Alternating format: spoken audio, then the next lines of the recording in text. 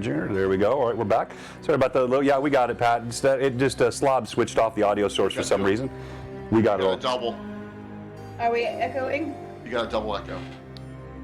I'm not hearing that. All right, let me see here. Let me check. Wait. Let me try it now. Was that me? It was me. Might have been you. Yeah. Ha! It was Jay being in butthead. Hey, it happens to all of us. I'm scrolling around on the Twitch side of the screen, and I clicked on the volume sound button. I still don't know how I did that last night. Last night I did the same exact thing. Oh my gosh. I just turned on some YouTube music, and somehow on a different tab I unmuted my stream, and I thought I had an echo, and I was just playing the stupid stream. Hey, Mousetrap, good to see you. Steve, Pat. Welcome to all of you, and we're going to get started here in just a minute. As you can see, we are joined by royalty tonight. The man, the myth, the legend, Jay Scott of Lord Gazumba fame. Hey, Mike, good to see you, sir. And man, everybody was blown away. I saw the comments after the raid. I think you probably picked up a few fans tonight. People really, really loved your work. Deserves the love. He really does. He's amazing. Absolutely. What's up there, Mike? Hopefully things are going well for you.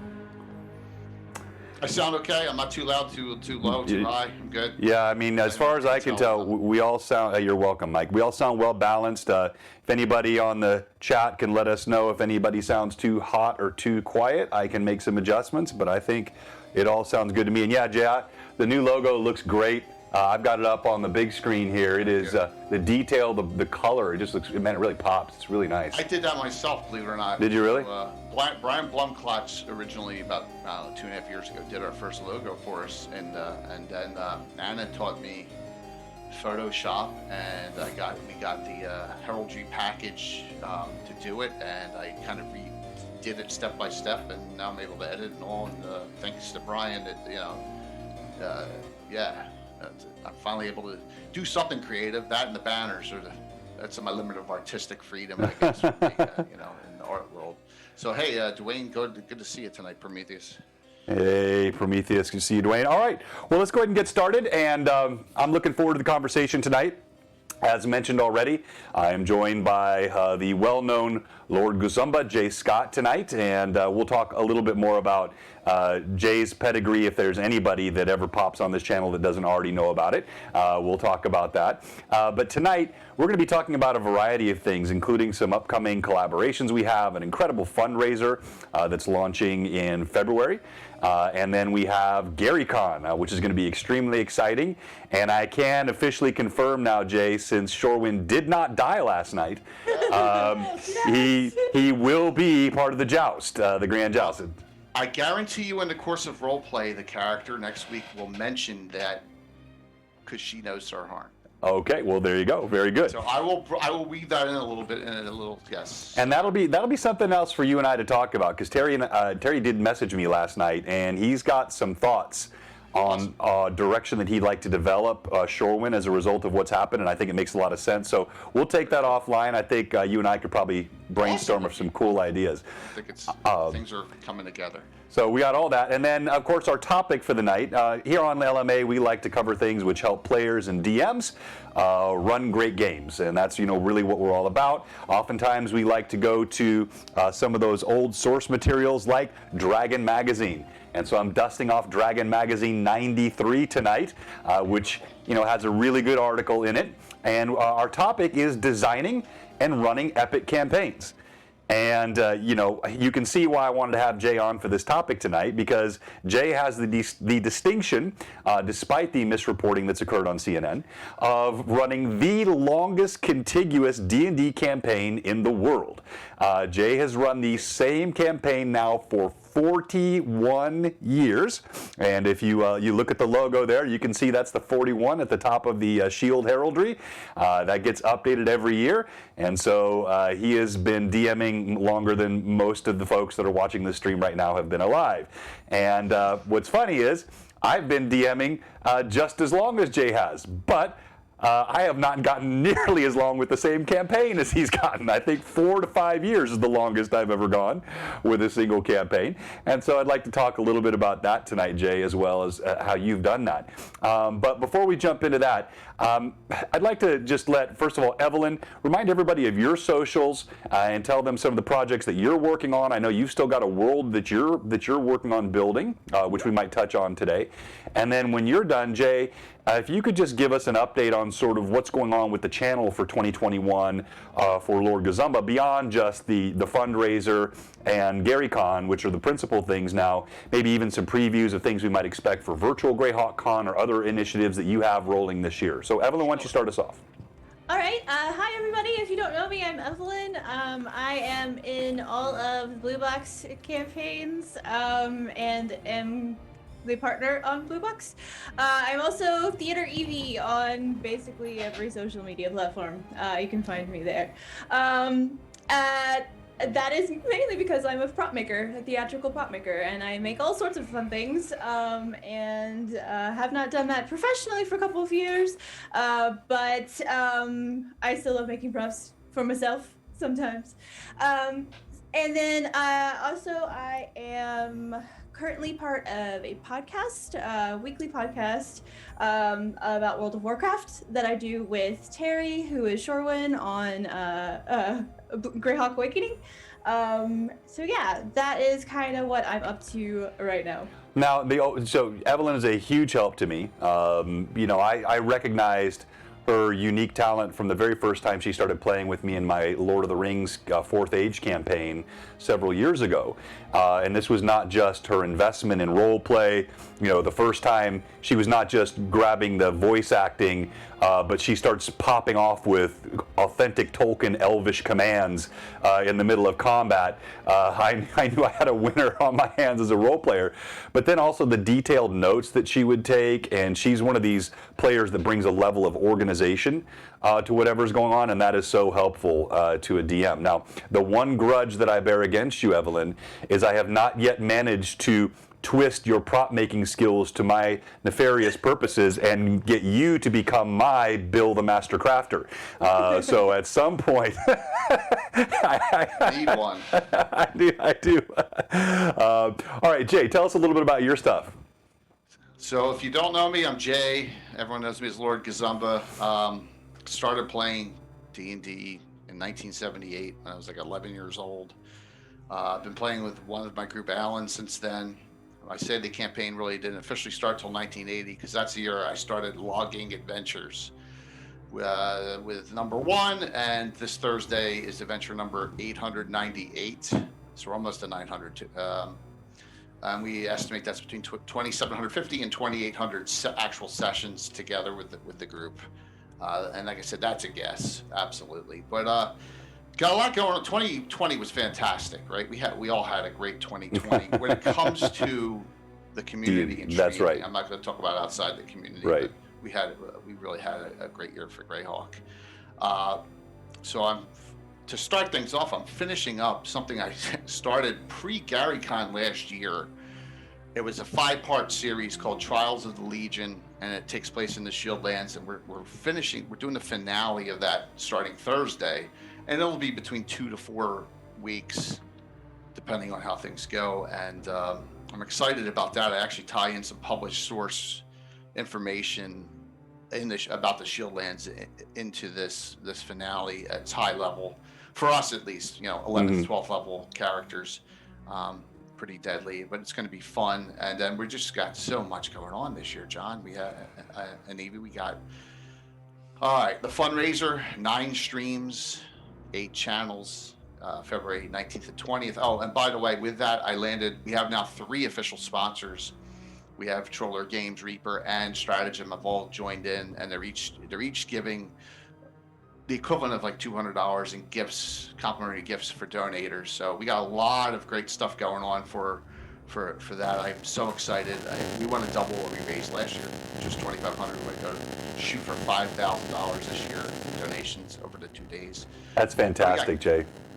Excuse me? I said that's fantastic. I think we're all. I think honestly, I think you may have the biggest night that Friday night, I'm excited. I'm excited about that. No pressure, right? Yeah, Blue Box is finaleing Friday, and I'm doing Saturday. It's gonna be great.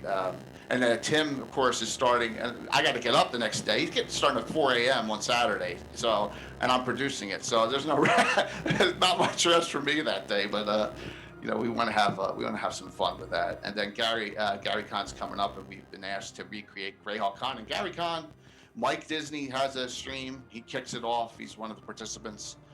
You have 4 streams. Yeah. Which is amazing. I cannot wait. With signups from outside people to play. I'm doing counting the little chat show. And I'm gonna have it at midnight. We're doing 11 streams. Yeah, it's gonna be a really great week. But beyond that, we have all sorts of wonderful events coming up. We're trying to really just. Last year was our 40th anniversary. We wanted to kick it up, and then COVID hit, and we were all messed up. We just didn't know what to do. A lot of those things are happening this year. So you're going to see some really cool adventuring coming out of us, and really cutting-edge 3D print terrain pieces that Bill's working on. That 3D printer's going 24/7 right now. It's just the time factor involved. Everyone knows if you're a 3D print person, how long it takes to print stuff. Yeah, it is. It's arduous at best. Yeah. And plus, with this Joust event going on during GaryCon, we have 16 different participants in that Joust. I guess we talk about it a little bit later, but he's painting up every miniature. And he's working on that now. Oh, wow. So, he's got a lot to do. I really lean on him. Pinhead Evie. No, Jay, that's great. I'm just kidding. Thank you for that overview. And look, I agree. I think it was a banner year for the Greyhawk community in 2020. And we had just a lot of good things that happened. The virtual Greyhawk Con was a huge success last year, running it virtually for the first time, and I think it's going to be even bigger this year. And then, of course, what you've secured with GaryCon is huge for all of us. Opportunities abound, and I think there's a lot of content creators. Just even talking with Anna on Sunday and her vision for where she's taking the maps next, it's mind-boggling what she's doing, and I just think. There's just never been a better time to be part of the Greyhawk community or old school gaming. Whether you want to play in the Greyhawk world or you just like old school D&D, it's a fantastic time to be engaged. It's really exciting, and note that there's beyond Greyhawk. There's other communities that are really active. New 5e school and old school, and living Greyhawk era with that you play 3.5. There's a lot of communities that everyone can fit in. Yeah. It's just it's not just one, just us. There's other. If you're a Forgotten Realms player, or you're a Dragonlance player, or Eberron player, or you're a 5e purist, there's something out there for everyone. Yeah, no, I think that's right. The community is growing, and I think it's the old phrase that a rising tide lifts all ships. I don't have much patience for edition wars. I've got my preferences on things, but ultimately. The game is about role play, and it's about having fun, and it's about telling stories and imagination and great table combat, and I think you can do that with virtually any edition. I'll give my typical disclaimer of maybe not 4th, but other than that, 5e in some ways has been the best thing that's happened to D&D. Even though I don't play the edition, and there's some parts of the way the rules are written that I don't like, but frankly. I wouldn't have to customize 5e much more than I'm customizing what I play now if I wanted to play it. I could cut out the rules I don't want. But what it has done is it has really broadened the pie of players that are coming into the community. And we've talked about this before, Jay, as you know, on my Greyhawk stream, every single one of them were 5e only players with the exception of Evelyn. Now on my Rune Lords campaign, we've added Thomas, who plays Alcott Devereaux. He'd never played. He was introduced to D&D at 5e. He'd never played anything else. Now they're getting into the older lore and the systems, and they're really liking it. But you're right. There's a lot of good D&D to be played out there. There's a lot of great stories to be told, and it's just an exciting time to be in the community. All right. Well, Sorry. Go ahead. Exciting is the right word. Would Absolutely. Yeah. All right. Well, let's switch gears and let's go to this concept of, and I want to come back and talk about the Joust a little bit more because it's going to be fun to hear what you've got planned there, and then we're going to go over all the details of the fundraiser again here before you have to drop off with us in about an hour, about 50 minutes. Thank you for the sub, Mike.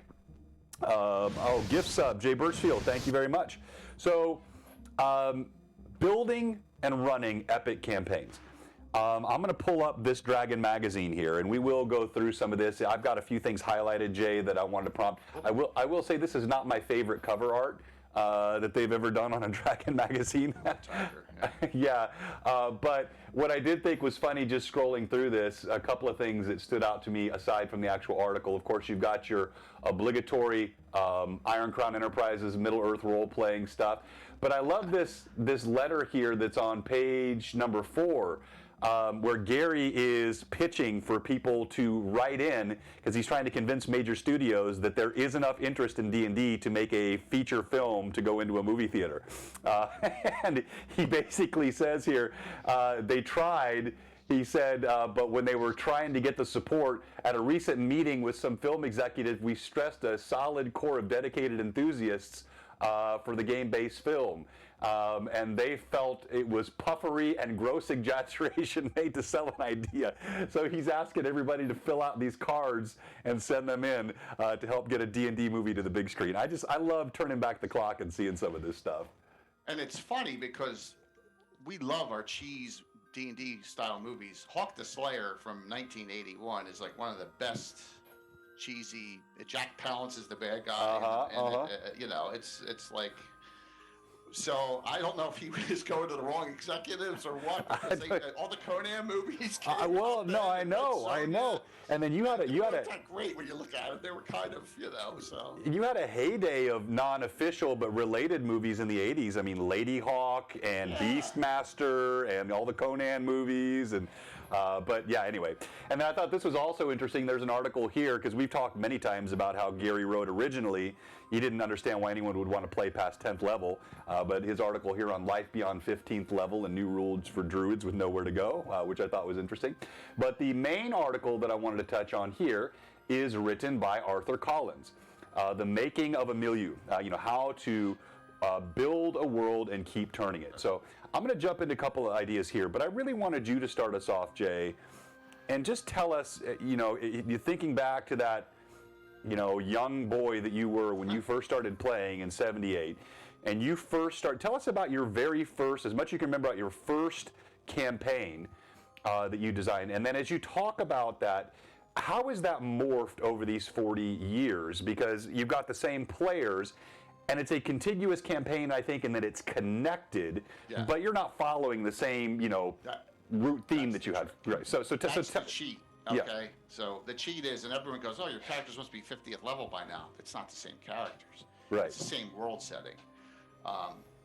Some people call it a campaign when they run an adventure path, right? Right. A box set adventure path. But I see a campaign as the entire world setting that you're playing within as an established setting, whether it's Greyhawk or Forgotten Realms or Dragonlance, right? That's the way I see it. So back then, when I was a kid, I guess first thing I started with basic D&D and the Holmes Basic box set.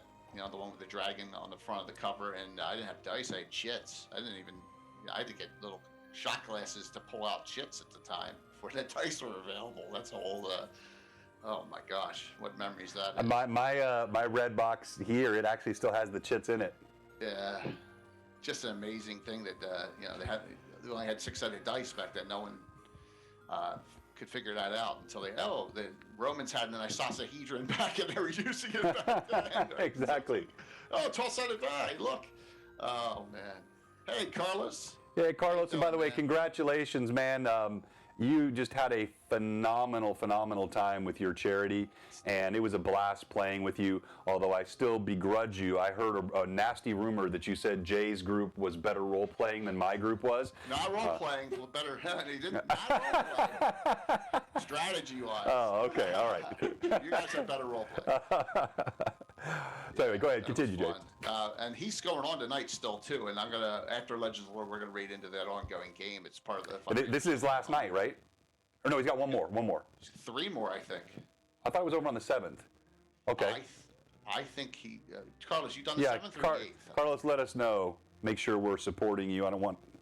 Yeah, I know tonight he has people on tonight, too. In fact, and Carlos, you can post anything in the chat. If you got your links or for your streams, post it all in the chat here tonight and make sure everybody has access to it. Anyway, go ahead, Jay. So the era back then was all Monty Hall, and if you know what Monty Hall means, we had no idea what we were doing. We're fighting dragons all the time, and whatever monsters in the book we're fighting them back then. And I'm 11, 12 years old, and then it started to morph once I got 8th grade, high school, and then I met Tim, which is imagine meeting a 13, 14 years. Was he as militant then? Yeah, he was crazy then too, and he's a year younger than me, and Walt's a year older than me. So I met them both in '80, and that's when kind of started logging adventures back then. And Marco too, but he was really young, and then, but yeah. Hey, Bill. So there he is. So I had a whole plot. What's the funnest thing to do when you're a kid? Besides D&D, and that is destroy nations and have wars, right? So I have these wars going on all over Greyhawk. I have the Sea Princess attacking Keelan. I think I talked about this last on Sunday night, and just obliterated things. And from that out came the Order of Ulick, and then that just was a mainstay organization of all the venturing groups. Some characters would join, some wouldn't. I did have that here somewhere. I put together, and I have a log here that we put together, and at one point, there's 222 members of the Order of Ulick now, alive, dead, or inactive. So that's mostly 90% of them are player characters. So yeah, I was going to ask you that. So of those, 90% were PCs. Roughly. Yeah, our player characters. So it's just grown, and we go on offshoots here and there, and we have...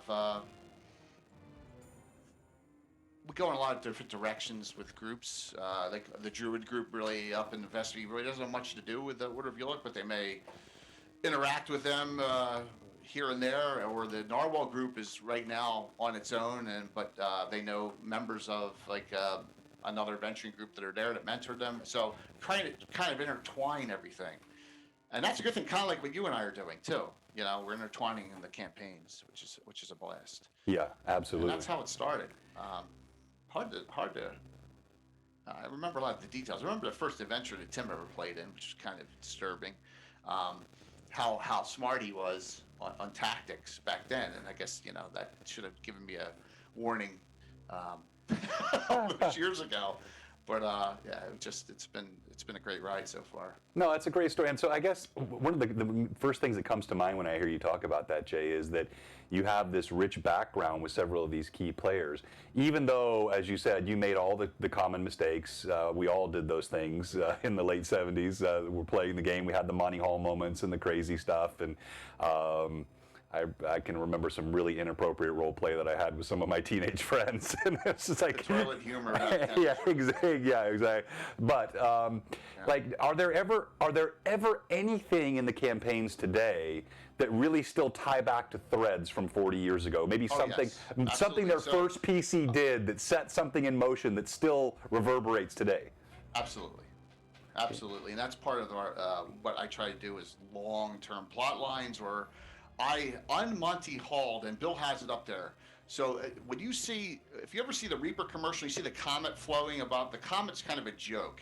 So you ever see that really bad movie from the 80s, Night of the Comet, where it comes in the sky and all these particles fall on everyone? I don't think I did. Everyone. Yeah, it was the Valley Girl movie from the 80s, with End of the World movie. So the comet comes and super stats and super items, and just eliminates those off character sheets. So we un-Monty Halled characters that were 40 years old so they could be usable again in the campaign. Yeah, it was really. It was kind of a very cheesy movie, but I think it's Laurie Singer is the main character in that. And the guy from Voyager, the guy who plays Chakotay, is in it too. If you know Voyager, he's the male lead in that movie. But yeah, we had the Dark Brotherhood exists back then. The Prince of Ulick's feud with the Order of Ulick to this day is going on. They go back to adventure sites that were battles back 40 years ago. And the campaign is, I guess, it's almost a year for a year. And Greyhawk time is moved with real life, roughly a year for a year. So. Wow. Yeah, and so Halia, when was she born into the campaign? You're session 0. I'm sorry. I meant Holly. Oh, Yeah, sorry. Holly. Holly. 90. She's the 4th. All right. I like to have a major campaign antithesis. Right. First one was in 78. Second one, I think, was 81. Then in the 90s, and then Holly is probably, I'm going to say 92. When Bill came along, and it was Bill's the rookie, Sashar Scorn. Yeah, late 80s, early 90s, she came in as the main antithesis and leader of the Dark Brotherhood. And she was probably 12th level, especially Priestess of Leviathan. Then now she's like 16th. Right. So yeah, that's when she came on. But they're not main antithesis for all the groups. You know what I mean? It's sure. Knighthood against the Dark Brotherhood, fighting. Mostly they're trying to take Selene over, invading Selene with the humanoids, doing trouble on the Wild Coast. Because as you all know, I am not a Scarlet Brotherhood person at all. Right. So they're out of my side of the Greyhawk map, the Sheldamar. No Scarlet Brotherhood, like that happened in canon. So, right. Right. Okay. Well, good. So then, to the Dragon Mag here, I'm going to pull up this first quote that I have, and it's a question I thought of with you, because while I have, in all my time, I would guess all my D&D time, I've spent 95% of every game hour as a DM. I like to play. I've gotten to play a few times. I have a couple of characters when I was younger I enjoyed playing, but I always somehow wound up being the DM. And so he talks about in the article, he said it's fun to run a PC. For him, it's more fun to bring his ideas to life with world and people by his ideas. Now, he does go on to talk about getting weary of DMing, and they would rotate DMs. They would have people DM under others. But what about you, Jay? Other than NPCs or maybe running one-shots, how often have you actually gotten to play? Good question. Well, first off, I want to say one thing about the NPCs. You and I are very unique. Hey, Big Jim. Good to see you, man. Hey, Big Jim. Thank you. We run NPCs within the adventuring party, which is not a thing all DMs do. And if you look at most streams, most NPCs interact with the party, fishermen or storekeepers or sending them on quests, but they don't actually run the NPC in the game. So it's a little unique trait that you, myself, and Tim have that not as many do. I get to play once in a blue moon. Yeah. With Tim DMing. But City State. Are you? But I get the sense that you're. I don't necessarily agree with his principle here. He feels like everybody at some point is going to want to do something other than DM. I feel like I'm just wired to DM. I like DMing. To me, it's a creative outlet. While I do like to play, I never really sit there and pine to be at the other side of the table and I'm stuck DMing. I've never looked at it that way. Well, I think if you got to consider the time frame that this was made, and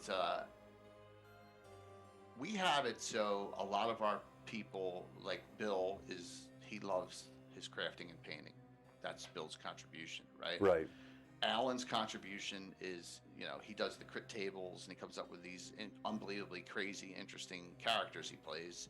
And then Tim is the wild card. Tom is the comic relief, right? And then Walt is up and down and all around. So, it just is, everyone contributes something to the game one way or another. And I agree. He's not correct on that. And the same thing with Carlos. I mean, Carlos is born to be a DM. I'm born to be a DM. I love to play, but and Bill comes up with great adventure hooks too. It's another thing. A lot of the really awful things I do the parties is actually Bill's idea. And then I'll sneak it out during the game. I'm like, hey guys, this wasn't, because we're streaming us playing the game. That's a little bit of a difference. We stream, us sitting around the table playing, and that's fun. But yeah, no, absolutely. And I was surprised to hear you say a moment ago that you feel that it is somewhat unusual for DMs to play NPCs in with the party. I've never really thought of it that way, but I guess I have not watched that many other people DM. I mean, that always felt very natural for me to interject an NPC into the party. Well, I I know he's talking about PCing, and and Bill will agree with me here. A lot of my characters are real NPCs are real jerks, right? And maybe that's my outlet. That's my outlet. They've been telling me the same thing about mine. Yeah, exactly. But some of them aren't. Yeah, there he goes. Yeah, I knew he'd say that. But just wait till next Tuesday night, Bill. But a lot of my outlet for that part is to develop these characters. There's a big difference between an antithesis NPC and a helpful party NPC. Right. To just a everyone calls them NPCs, but I don't see your normal person selling fish on the side of the road to interact. That's really not an NPC. Right. You know what I mean? So, but I love creating NPCs. Yeah. That are long lasting, and that's something to keep that going. I love the long-term plot. Yeah, absolutely. Well, we're going to talk about that as the article follows along, but I just thought that was an interesting thing that you mentioned there. Now, I'm going to skip most of the first part of it because what he really addresses here are 3 sections of designing. The first is really about designing a game world. And if you're looking to do that, if you're trying to create your own world or adapt your own world, there's a lot of good content in here. Right now, for the purpose of what we're doing, we're focused a lot on what we're doing inside of Greyhawk. Go ahead, Jay. Do you have something you want to say? I was going to say to Evie, what do you like better, too? I've only DM'd once so far, so I am not super experienced yet. I actually ran a game when we weren't playing Greyhawk. I ran a game for everybody, and that was a lot of fun. But I'm actually in the middle of world building my own campaign world so that I can properly awesome. DM. Yeah. That's awesome. Well, and that's, exactly. And this is, thank you, Jay, because I was going to ask Evie this question on this section, because this section I think applies a lot to what she's doing right now. She's actually in the process of building her world. And he talks about beginning with one of 3 things, either a culture, a situation, or a map. We actually talked about that a little bit on Sunday night, Jay, beginning a campaign world. And so there's some cool ideas in here and ways to create them. But I thought this was really interesting. And this is for all the Thrommel and dinosaur purveyors out there in the crowd. So this is canon, because this is Dragon Magazine. He says you don't have to design your planet to incarnate your idea, nor do you have to include all official monsters or even all official PC races if they do not fit your idea. The integrity of the work stands before all. My present campaign is about 500 by 800 miles. There are some monsters that aren't encountered there, either because I don't like them or because I can't account for their presence in my milieu. I reserve such things for trips to other land. I don't necessarily use all the sentient races listed. I think if you do that, you're going to have a hodgepodge which will lack power. So I don't care that there are dinosaurs in canon and spaceships in canon and Thrommel is. I don't care. I don't have to have them. I'm going to stick it in everyone's eye tomorrow night twice. Okay. 2 things. Tomorrow, trust me, I'm going to get everyone tomorrow night. So, but that Thrommel thing, it drives me crazy. Yeah. The vampire Thrommel thing, because, and you know why, because they just ignored something that happened in the original temple and said, oh, this looks better. Yeah. But just like, my gosh. Yeah. Exactly. So I know exactly what you're saying. Yeah. And that is, you can't. If you throw everything in there, you're going to mishmash that doesn't make sense. So he's completely correct on that. That's right. And as a DM, you're going to know the things which resonate with you. And if it resonates with you, then your storytelling is going to resonate with your players, and it's going to feel contiguous or cohesive, is probably a better term, versus just trying to, because it was okayed somewhere, it has to be okayed in your campaign. I want to ask Evelyn about this, but she's occupied with her little one, so we'll come back to that. Okay. Then he gets into the meat of what I wanted to talk about tonight, which is the actual building of the campaign itself. So once you get past the game world, it's fleshing it out. And he says down here, one of the first things that he uses is NPCs.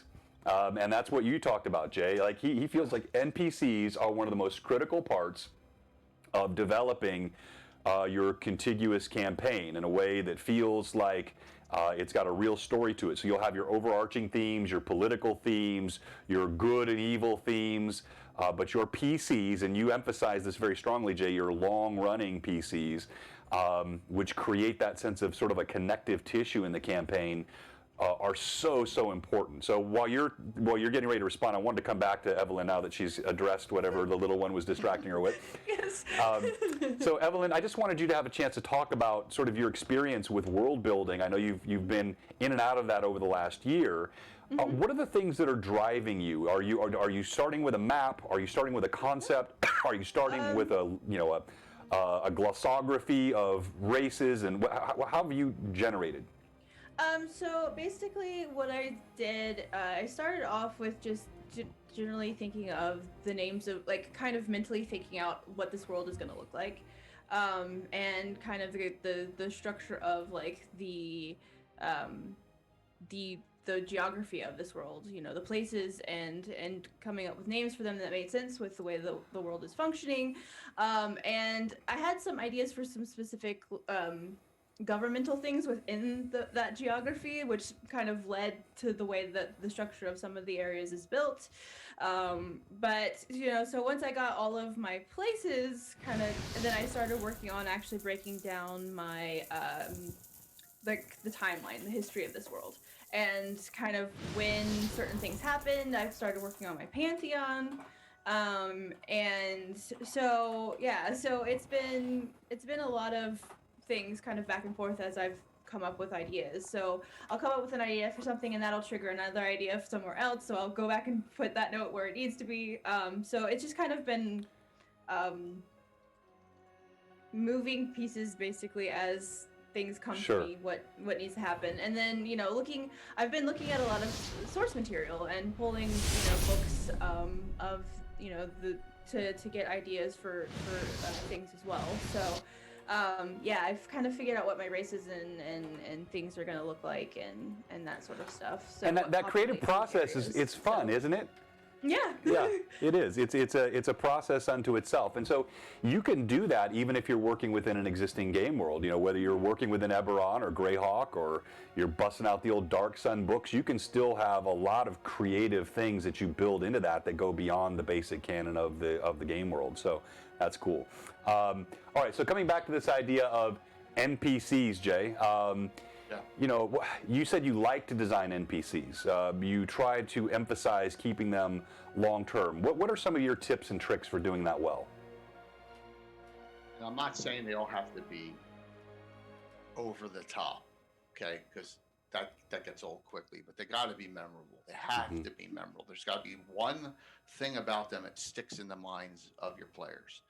Now, if it's an evil one and they get away, man, they were crafty, or man, they just were vile. Right. If they're an NPC that they're approaching, you know, and they're not in the adventuring group, something that really resonates with the party.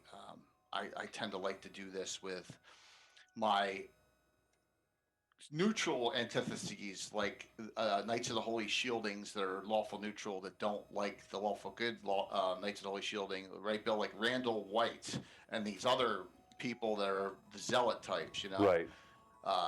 Something that if they hate them, then you know you're doing a good job. Right? Exactly.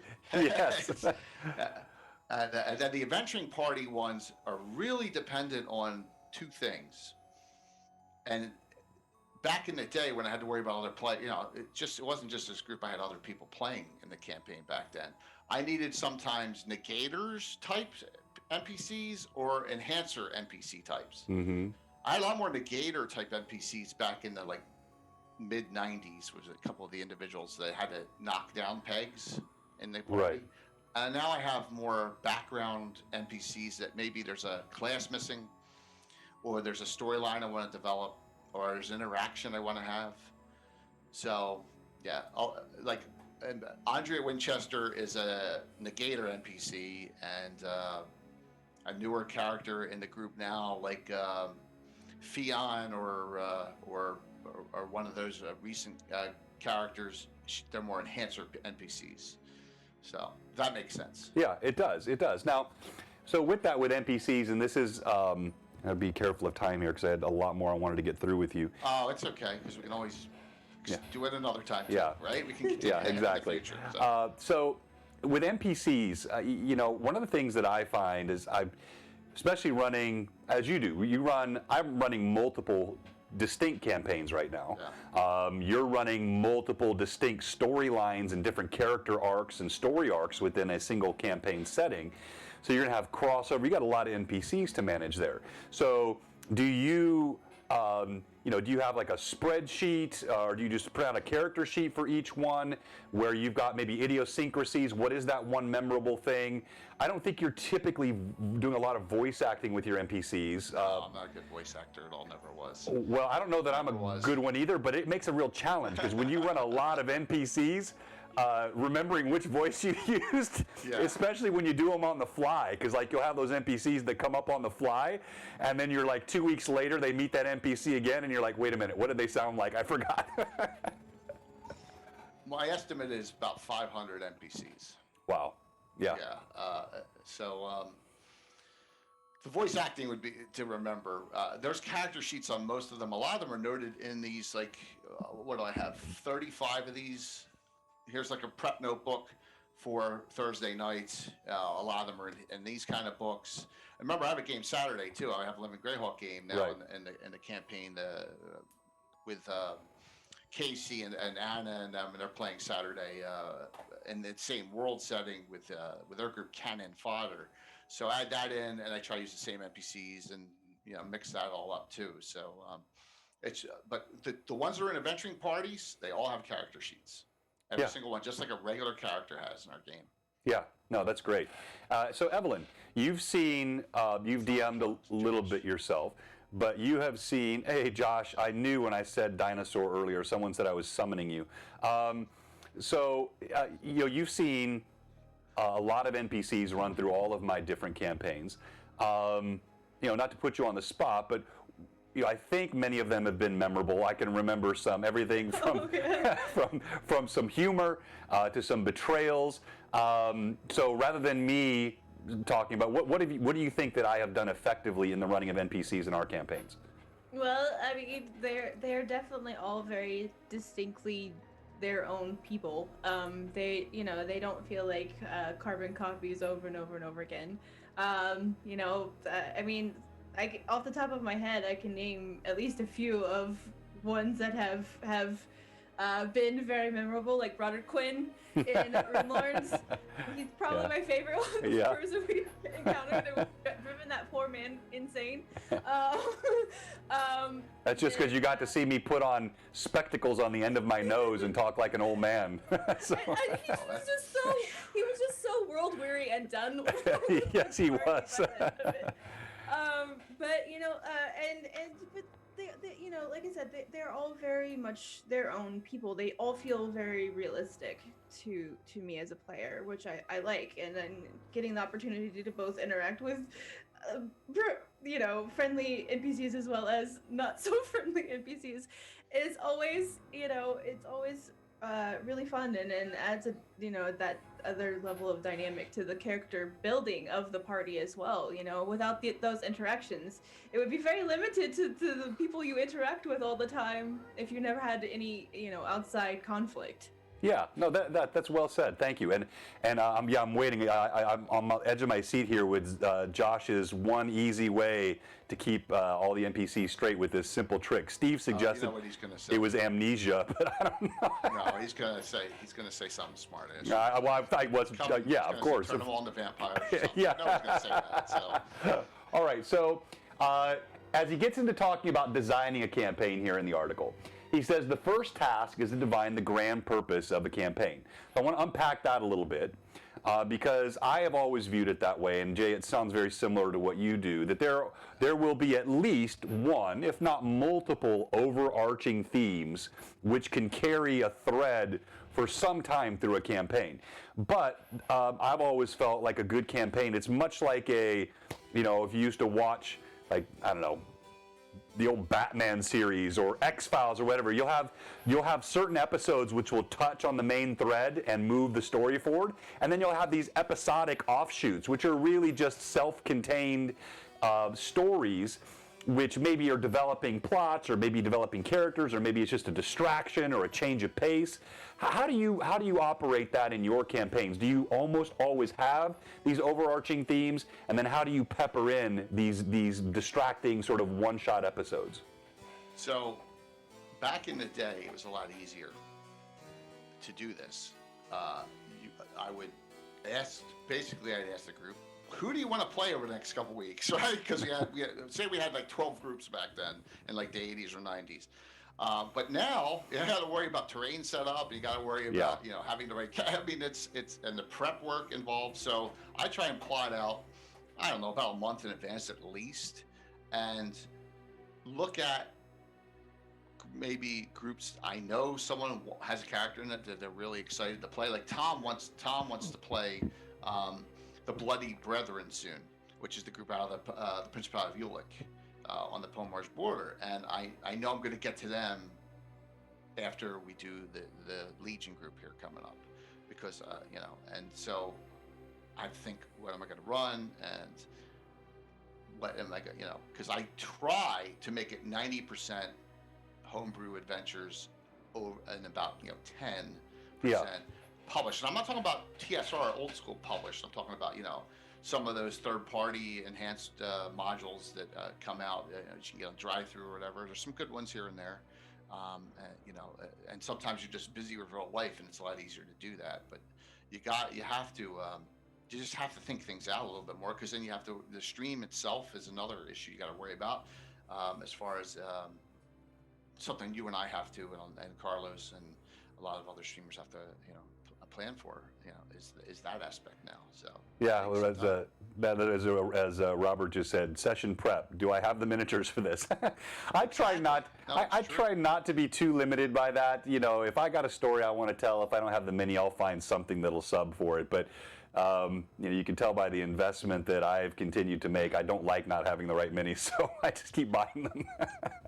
Exactly. And my guys complain if they say, they go, "Oh, well, you don't have a mini for it, you can't use it." They'll bust my head. So I'm like, well, we need to get. Apparently, my subliminal advertising is working. Steve's wanting to check out the Bushido game. All right. So the other thing that he said here, Jay, was he said your characters will be starting as first level nobodies. You said something to me on Sunday, and I think I've heard you say this before, that you on a couple of occasions have sworn off ever starting another first level party. First of all, what gets you to swear that off? And second of all, why do you keep doing it then? So this is probably started in, I'm going to say 2014. And we get up to 17 adventuring groups. I'm like, guys, Alan will give me a list like every 4 months. Hey, we haven't played these characters in 2 years. I'm like, yeah, we have 17 adventuring groups. So we're never going to run another, we're never going to start another one. And then an idea comes up. And then, you get interaction with the community. Oh my gosh, this is a great idea. And then Bill's getting so much better with miniature painting, and everyone, like Tom, comes back to the group after not playing for 15 years, and he doesn't have, so there's all these factors going in. Right. So the last two groups we did, the Principality Ulick group, I swore when we did that one we were going to do another one, and I'm thinking 5 years. Then COVID hits, and we're all messed up last year, and I'm like, you know what? I really, really want to do a campaign in Norwell. I just have always wanted to do it. Now's the proper time to do it. But this time, we have pools of groups, so everyone has 3 PCs. Now, they don't play them all at the same time, but I said 2 on this one. So, and that started, I don't know what, April or May or June. Bill, I forget when it was. We started a new group of firsts. So this year, I've said absolutely no new group of firsts. But if you want to bring in a new first level of that to that Norwell group to addendum it, I'll consider that. So looking for maybe June or July, we'll throw some more Norwell headhunters into the group and that. But after that, who knows? It's just the ideas keep coming, Sure. And you don't want to waste those ideas. You want to keep your players happy and occupied and liking what you're doing. And when they want to come up with these ideas, you want to run with it, and that's why it seems every 2 years, on average, we start a new adventuring group. Yeah. No, that's really cool, and yeah, absolutely. William, Lord Forth, level 0 characters. I've only done that a couple of times, but I think the next group of characters I start, they will be level 0. It's funny, we were talking to Anna on Sunday night. I think she's on her 3rd session now with her group. They're still level 0. And you know, there's a whole challenge to that, and there's also that exploration and discovery. I think there's something. It's like starting a new book. There's something magical about that origin for characters, and it can be a lot of fun. But hey, so we got a few more minutes here with Jay. If you have any questions for any of us, pop them in the chat. We'll be happy to answer any questions that you might have. But you know, he goes on here, he talks about this grand concept, this overarching theme, but he said while pursuing it, the PCs will develop their abilities, they'll make new alliances, they'll dally with locals, they'll acquire property, they'll go on hunts, they'll waste time traveling, ransacking libraries, whatever, but the overarching theme gives that, again, that connective tissue to the campaign. And then he said here, you know, fantasy role-playing is a wildly uneven experience. One day we'll have the thrill of victory, the other the agony of defeat. That's certainly true. And you've got to have both. It's just like a good book. If the party is always winning and it's always easy, then it gets boring. If the party is always dying and always struggling, it feels very defeatist. So even if you look at, there was probably one of the strongest juxtapositions I've had recently in one of my campaigns. Right before the party faced Storgajol, they were accosted by a band of orcs. It was a small band, like 8 orcs. Well, these are 5th level characters now, and they're pretty well equipped. They don't have a lot of magic, but they've all got decent armor and decent weapons. And I think they were geared up for a fight because most of their fights have been pretty tough, and they dispatched these orcs pretty quickly.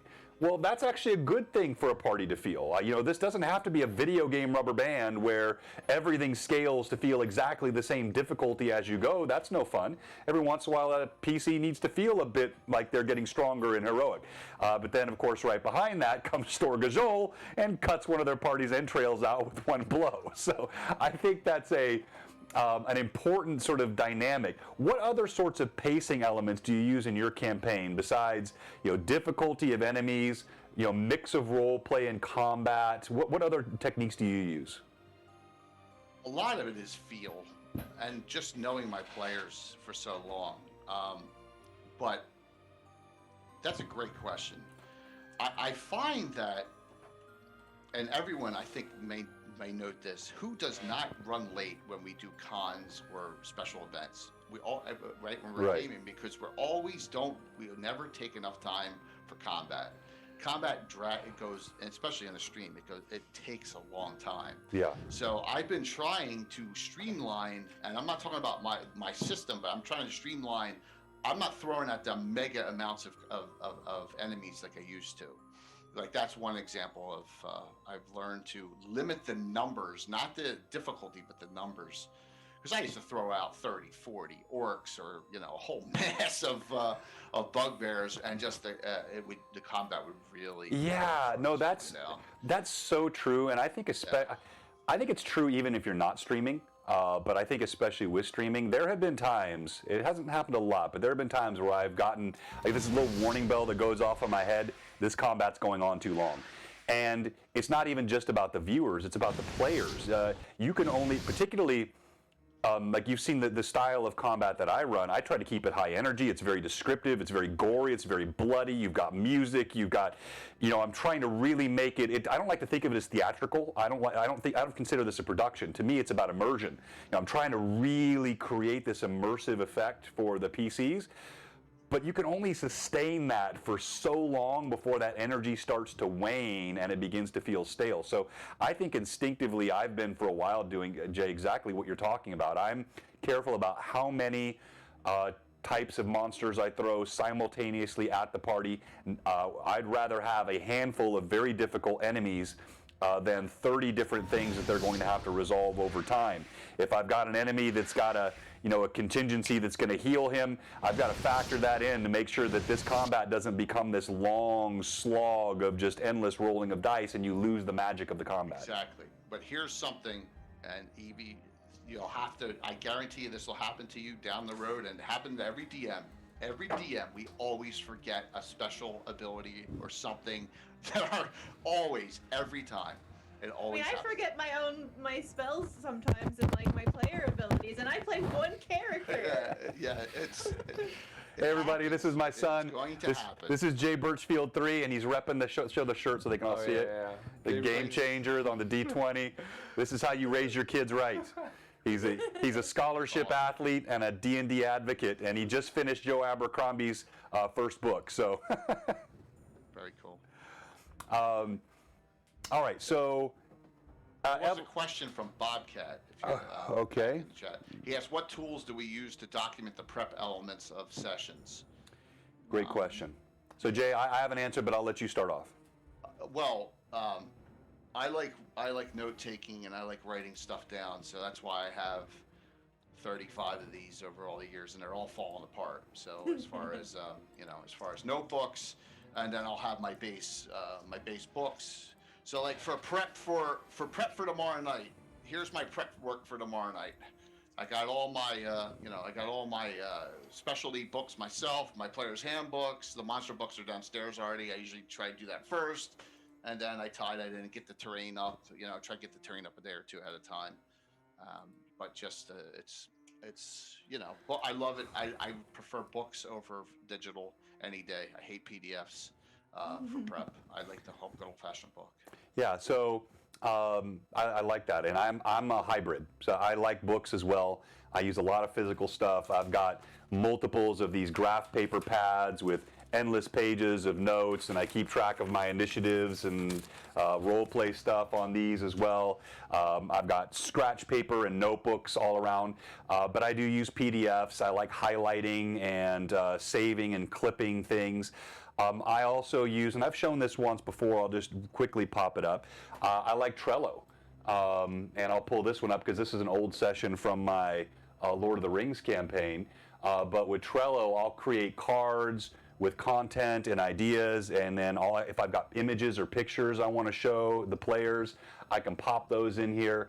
So I'll use a variety of different things, and I'll also use Excel spreadsheets.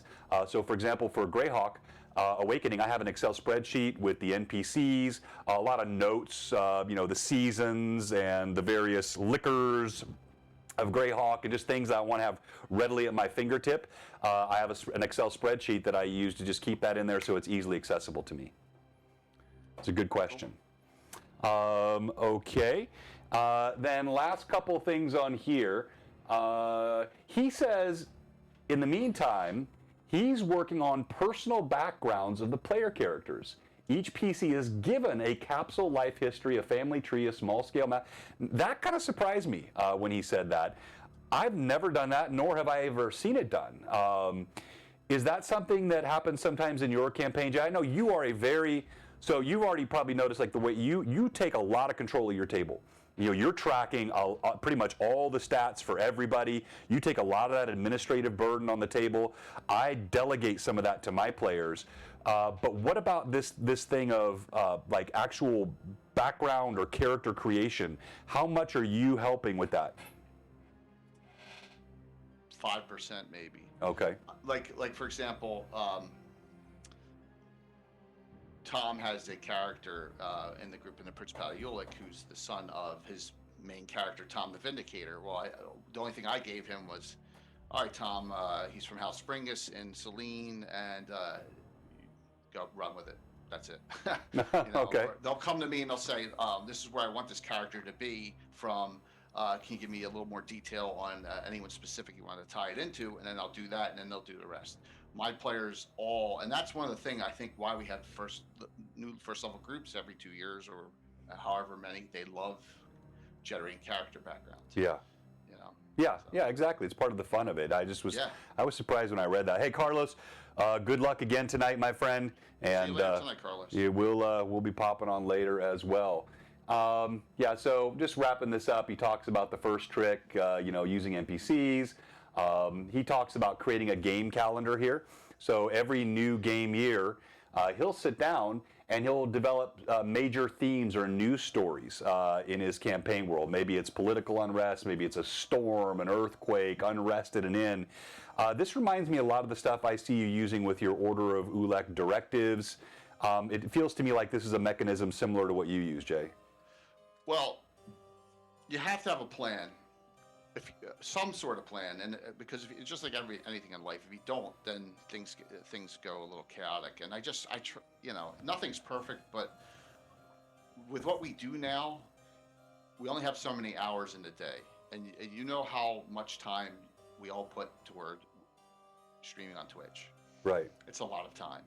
So you have to have a little bit of organization with setting up your campaign, and a little bit of understanding from your players that,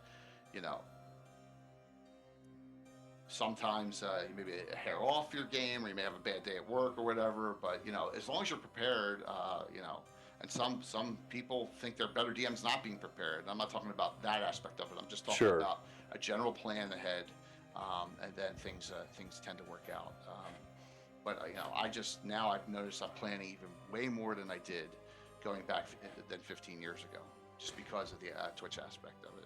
Yeah, no, I agree, and I think for me, I would have at one time probably fallen into that category of very comfortable with ad lib, maybe have a few general concepts. I could sit down at a table and feel like I could tell a good story. But ultimately, when you're really trying to run, and the topic here is epic campaigns, running and designing epic campaigns, even the most accomplished improvisation will never carry the depth and the tying together of threads that can come with good preparation.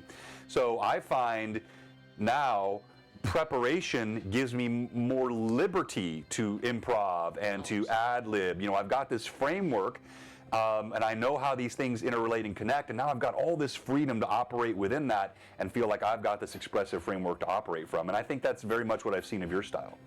Well, thank you. And note that you can tell everyone out there, you and I are planning a lot more together. That's right. Yeah. Yes, we are. We are. Which is even more fun. It is. So let's. That's probably a good place for us to close off on your time. I'm going to go a few more minutes here, and then we're going to raid into you. I know you got a couple of things to take care of before you get ready for your show. But yes, Jay, I want to say thank you again. Thank you. It's always a delight to talk to you, Evelyn. I want to make sure. Did you have any other questions you wanted to ask Jay before I start the wrap up here? I don't think so. I think I'm good. Okay. Well, I'll see you in a little bit. It's always a pleasure to come on, and we'll continue. Lots of great stuff coming on for the next couple months for all of us. That's Thanks, right. Anna. I'll see you in a couple minutes, Anna. So.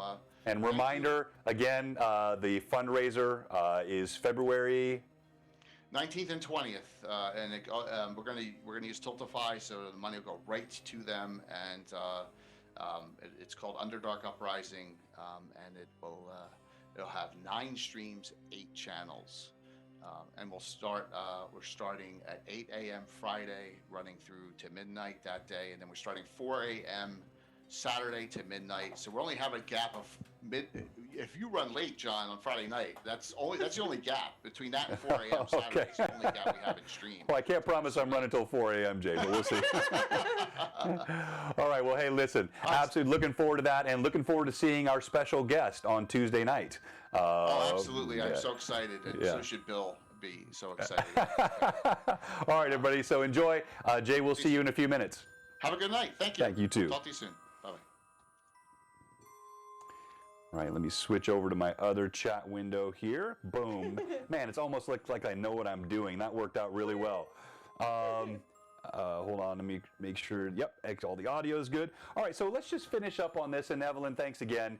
It's always a delight to talk to Jay. And I love having the different experiences that we have, and particularly with you in the world building mode right now, and what you're doing, and you've experienced these different styles. And I know you're pretty good about watching streams on Twitch.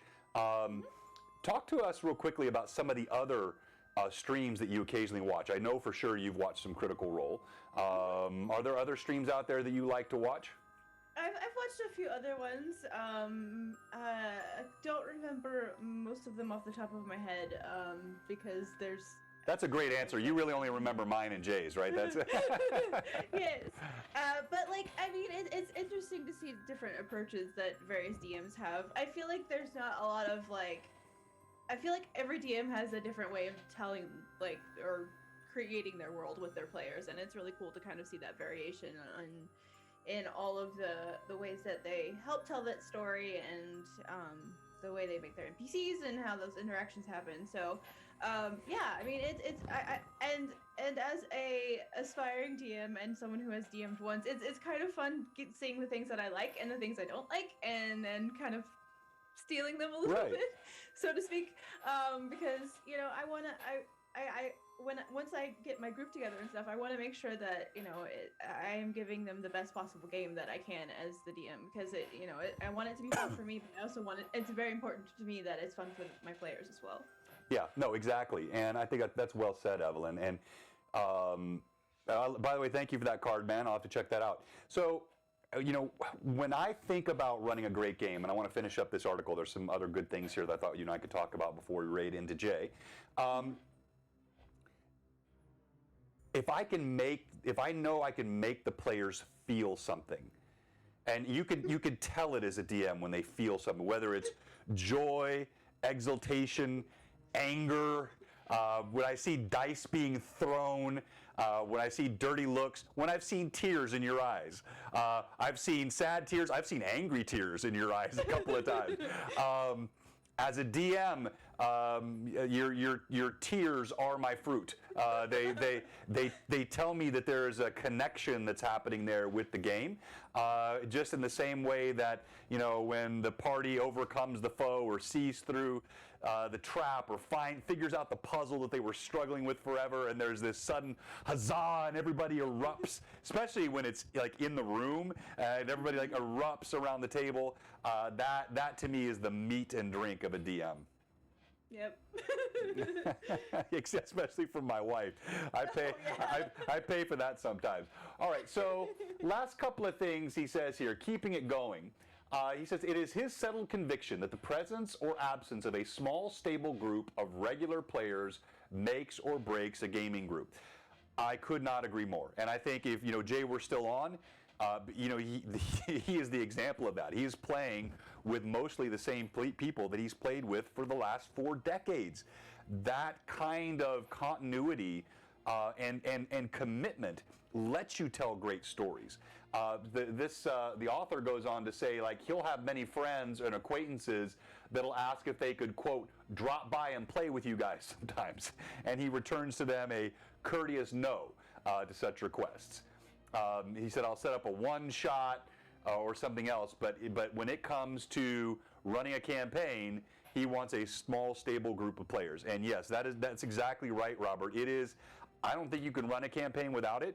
It's a requirement that I have for anybody that plays with my games. And if I have, and I've only had this happen once or twice, if I have a player, usually it'll be like a younger player, if I've got a college-age player that's getting to a point where, for whatever reason, I can sense that they won't be consistent or can't be consistent, I'm not waiting for them. I'm going to them and I'm saying, hey, look, I sense you've got some other priorities that are distracting you right now, and I fully get that, and I will invite them to, remove from the campaign so that I can replace that with somebody who's going to be consistent and engage with the campaign.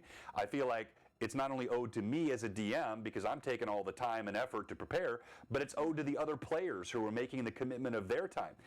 Life happens. We're all going to have things that come up. We're all going to have weddings. Hopefully, we're not all going to have COVID. But we're going to have things that are going to knock us out of commission occasionally. But this commitment of being consistent, that is a non-negotiable for me as a DM.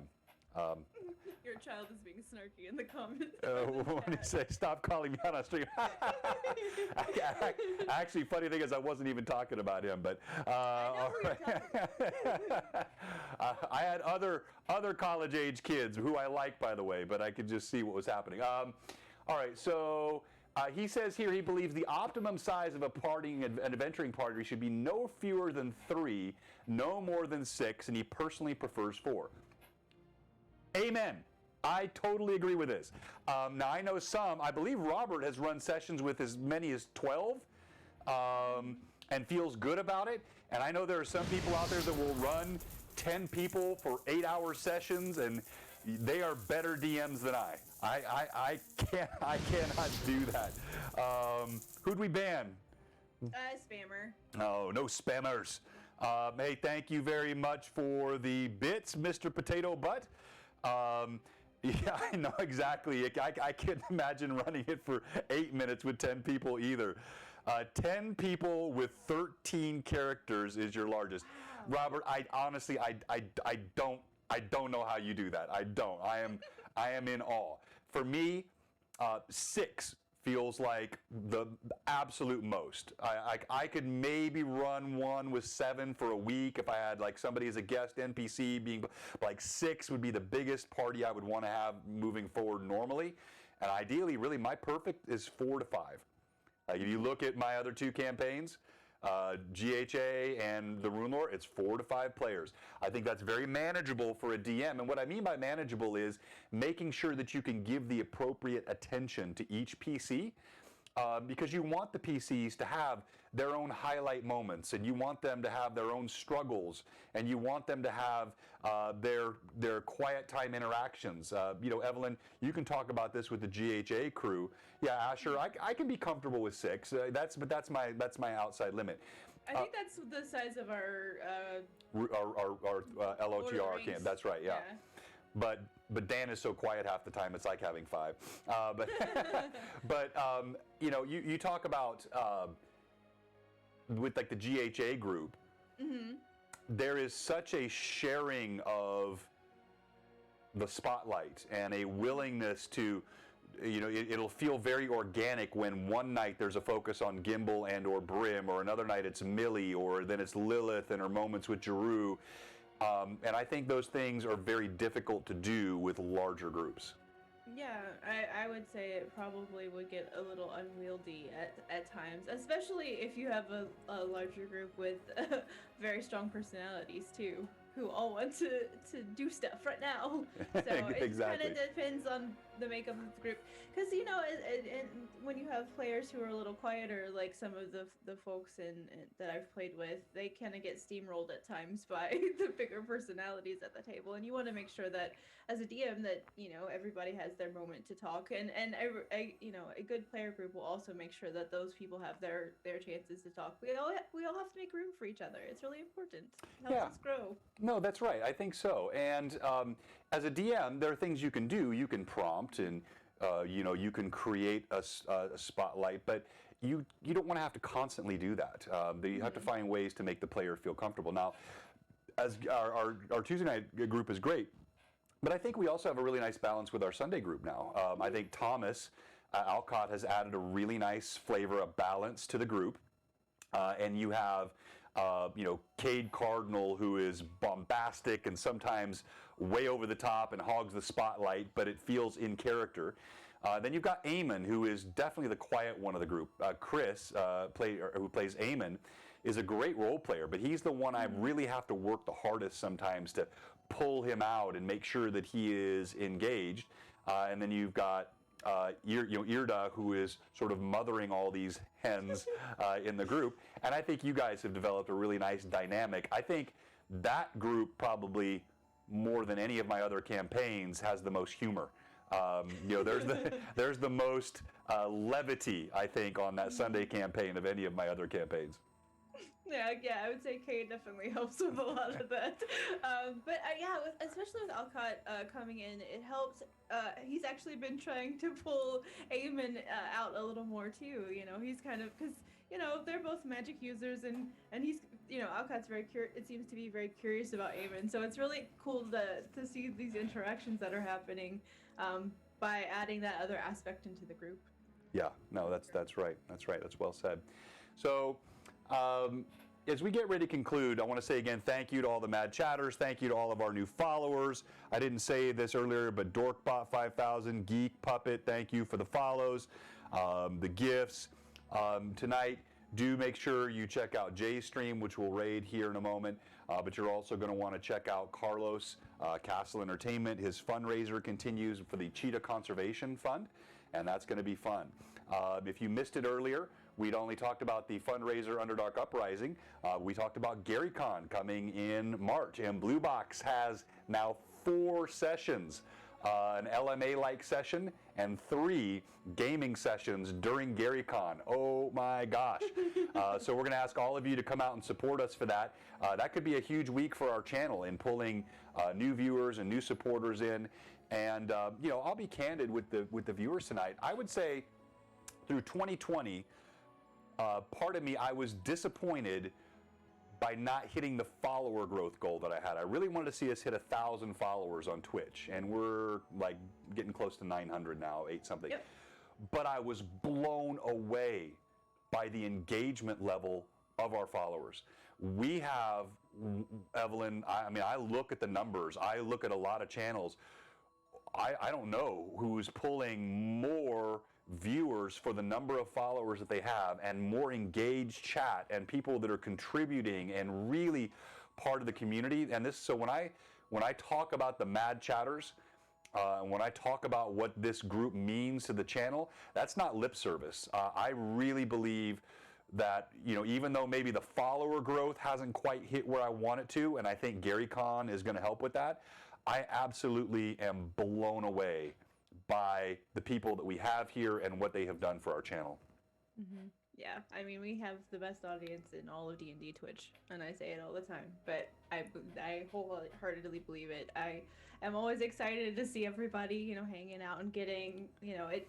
As a player, it feels kind of cool to have people invested in our story and the story that we're telling, and it's really humbling and really neat, and I just appreciate you all so much, very much. Yeah, and you have when they participate in the Discord and they talk about what happened in the sessions, and we get so much encouragement, even after last night, so many nice comments in our Discord channel. That is very rewarding to all of us. So I want the Mad Chatters to know that stuff means something to us, and it's encouraging to the DM, it's encouraging to the players, and then that's why we like doing the giveaways, and we like doing things to give back to the community, just to show our support back to you in return. So hey, Jay Birchfield 3. I think with the gaming sessions at Gary Con, 2 of them are going to be the Greyhawk Awakening crew. But I think one of them will be an open sign-up.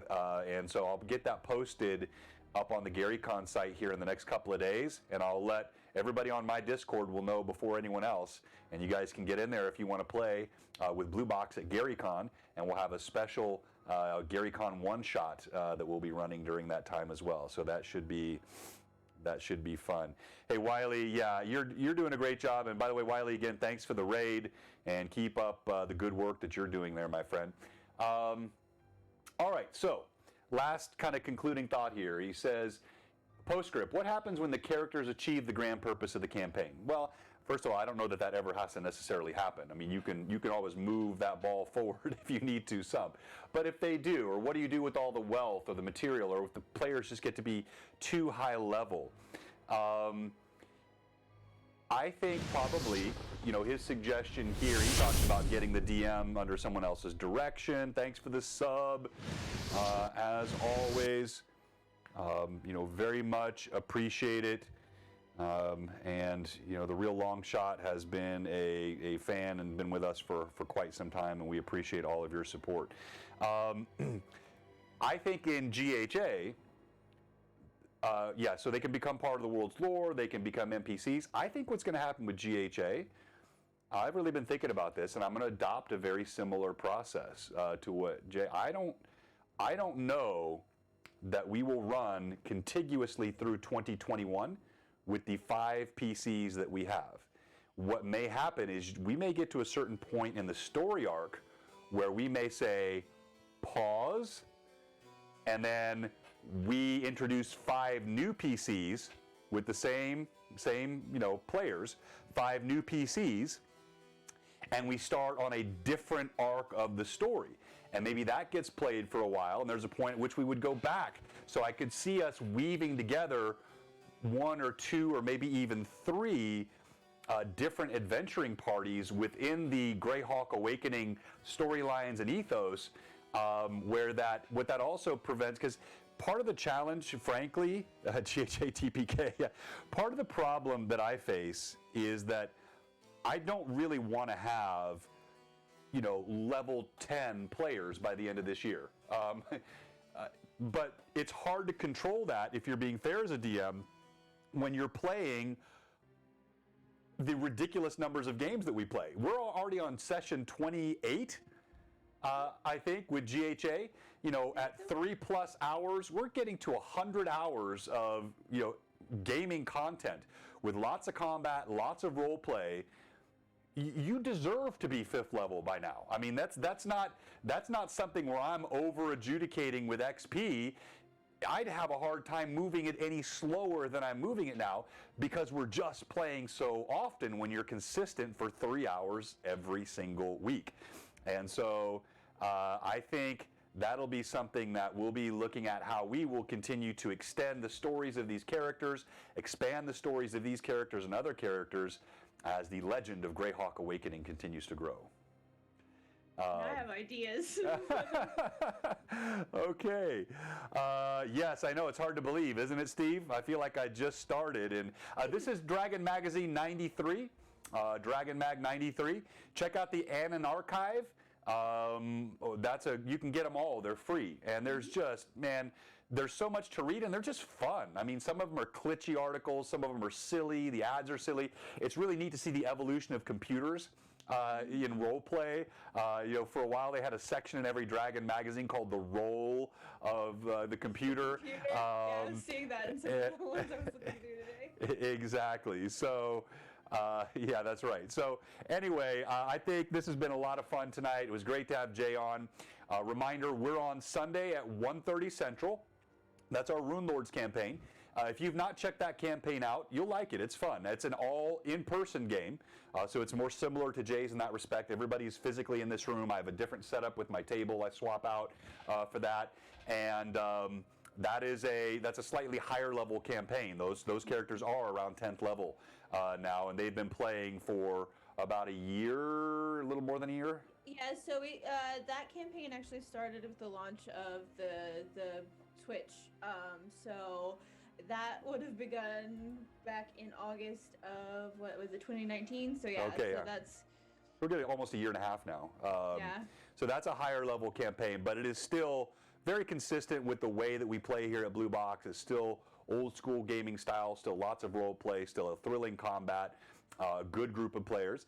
And then we'll be back next Tuesday night for a very special Greyhawk Awakening. And if you didn't pick up the hints, we will be joined that night by someone who will be an NPC and maybe something more, by the name of Lord Gazumba, who will be joining us on Tuesday night's Greyhawk Awakening session. You are not going to want to miss that. And I think some of his own players may be in for a shock in terms of the direction that we're taking with some of the themes in our campaign. So with all of that said, thank you again. And we're going to go ahead and set up to raid while I'm getting ready to raid here. Evelyn, are there any other questions from the audience or anything else that you want to talk about? Checking through. I don't see any other questions, I do not think. What's wrong with you people? We ask for questions. Give us questions now. Let's see if Jay is up yet. And there he is. All right. So he's got 3. We're going to bring him 40 more, help him get off to a fast start tonight.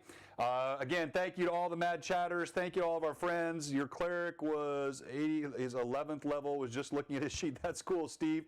And yeah, Robert, I want to see these pictures of the big table craziness. Rating Jay now with 36, Blue Box signing out.